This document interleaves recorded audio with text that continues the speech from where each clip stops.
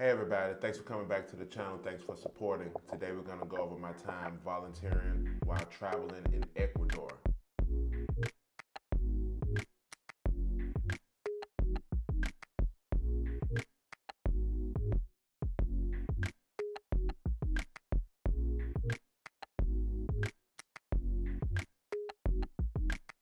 So in 2016, when I finished my assignments in Thailand and finished the projects out there, I decided to take a break from Southeast Asia and kind of go and practice my Spanish and hang out in South America for a while. I decided on Ecuador because they had a earthquake there in 2016 on the northern coast, the Manabi coast, and it was devastating earthquake. 16,000 people died, and I thought it would be a good time for me to kind of hang out in Ecuador and help out and maybe practice my Spanish and just get a change of feel from being in Asia for so long. And I like to help people, so I thought it was a good idea. I decided the best way to find an organization to work with was to look online. After some back and forths, I ended up contacting All Hands Volunteers.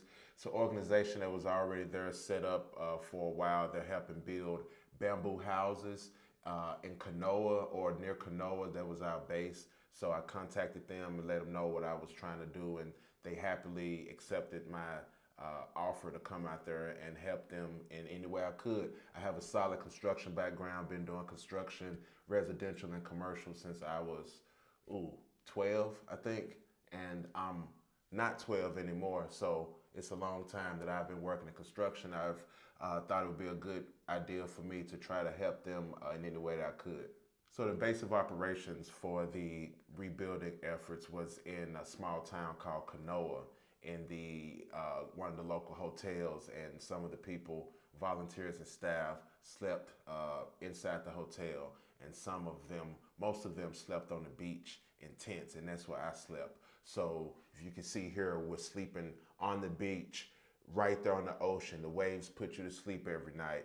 It's nice breeze coming through, really peaceful. One of the best times that I've had in my travels. So sleeping wasn't an issue. I had my own tent that I brought with me. I had my camera gear that I brought with me for the photography. So the good thing is you didn't have to already know a lot of knowledge about building houses or working with bamboo or working with power tools or anything. There were a lot of people there that would help you and show you how to do the work if you're not used to doing any type of carpentry or bamboo work. So they were very helpful. They were very kind people, and they kind of walked you through, and you could rotate through different teams. So we was making houses. I started out on the foundation crew, so we were mixing up a lot of concrete.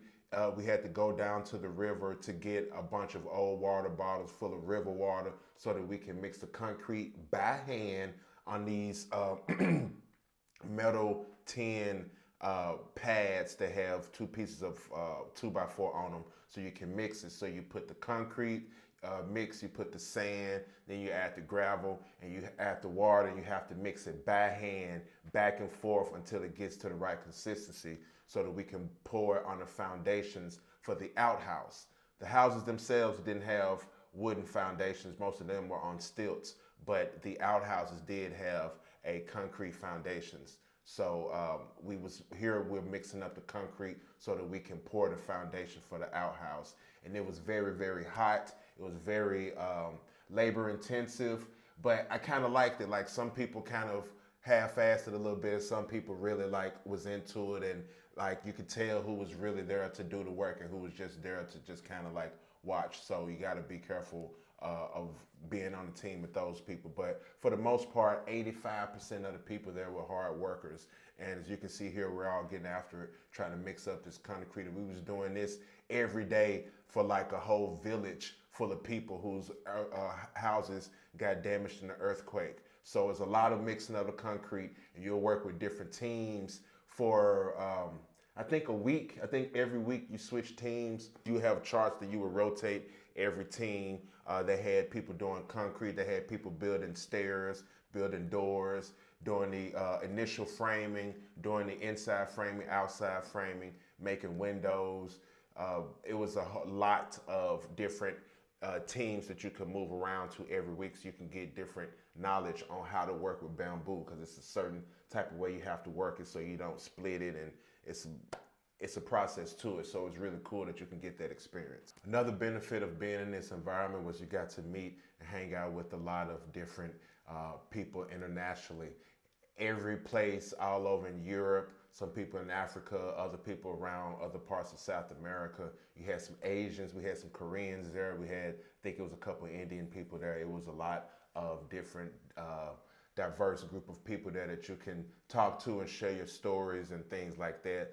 There was another town, maybe 15-minute walk away, where we used to hang out, and it was the actual town of Kanoa. We was like kind of outside Kanoa, where the base was, but we walked to Kanoa.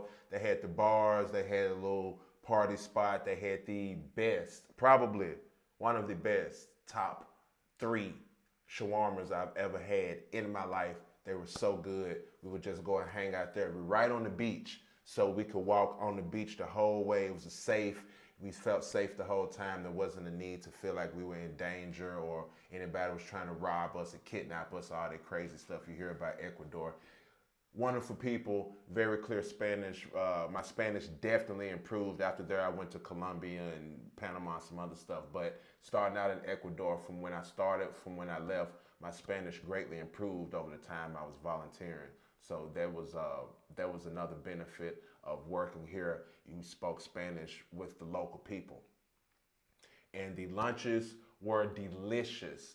The people house that we were helping rebuild was in charge of making our lunches. And we would eat the best lunches. They were so, so good. And it was a time for you to have kind of a camaraderie meal with your fellow volunteers. And you can taste the local cuisine, like the super local cuisine. There's no pre-mixed ready food while you're in there hammering and nailing. You can smell them cooking your lunch. You can see it's gonna be some fish or some type of, it was so good. You're right there on the ocean, so you super fresh seafood, a lot of fresh juices. It was a really good time to just hang out. It was one of the best experiences that I had in South America, and it was really satisfying and gratifying to help the locals and to learn different methods of construction and add my construction knowledge to help them in things that they were trying to accomplish. So it was very good to have that experience. Another one of my favorite memories from helping rebuild the houses in Kanoa were the children and the families that we were working with. They were very interactive with us.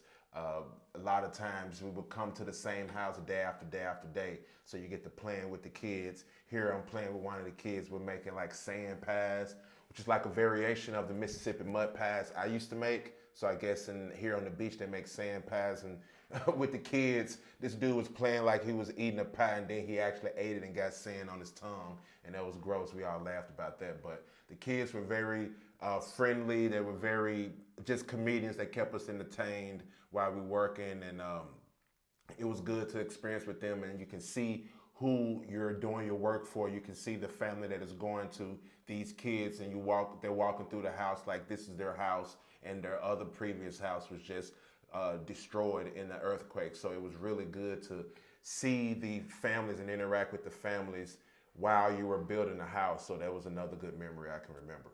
And as I said before, it wasn't all just work, work, work. We definitely had some downtime so that we can enjoy ourselves and kind of go to the next city over and hang out.